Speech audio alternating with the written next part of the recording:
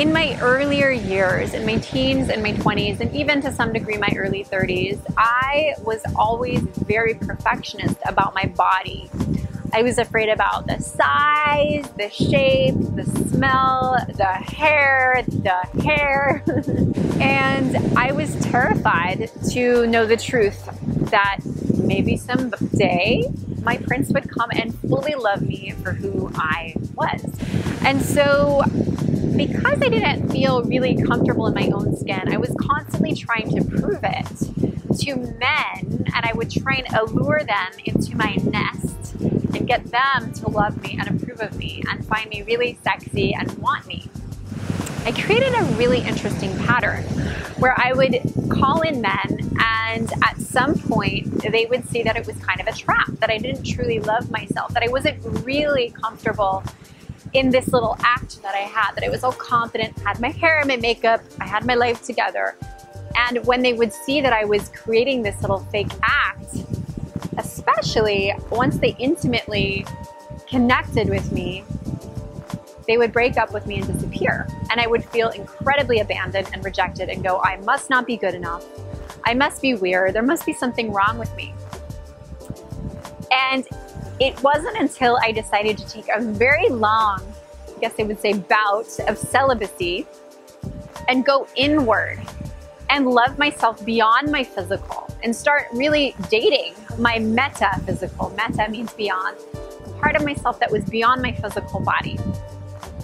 It wasn't until I fell in love with my soul, my oversoul, the I am self, that I could heal all of these deep self-esteem wounds.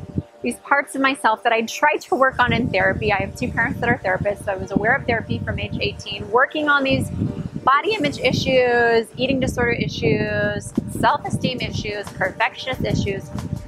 No matter how much therapy I did, it didn't work because the problem wasn't on the level of the problem. Like Einstein says, the solution to the problem was not in the human physical world. That was the symptom that was showing up from a disconnect that I had with my own spirit. So I began to meditate. I began to connect with the metaphysical world, the plant spirits, the angels, the breath work, really connecting into this divine energy, the universe, God, goddess, whatever you call that. And I began to date my I am self.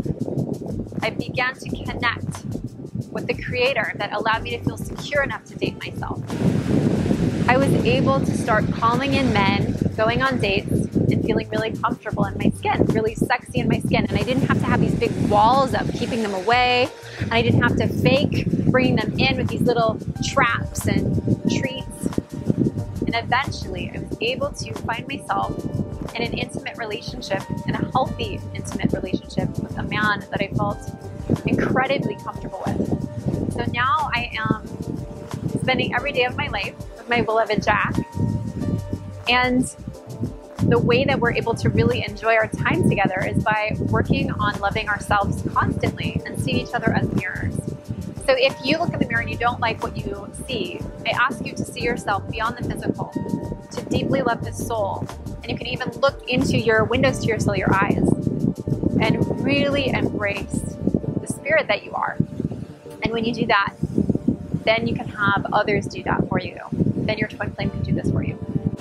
I hope you like this video and that it helps you in your path to magnetizing your man. If you like this video, go ahead and like it and subscribe. Post your comments below, and I look forward to seeing you soon. Namaste.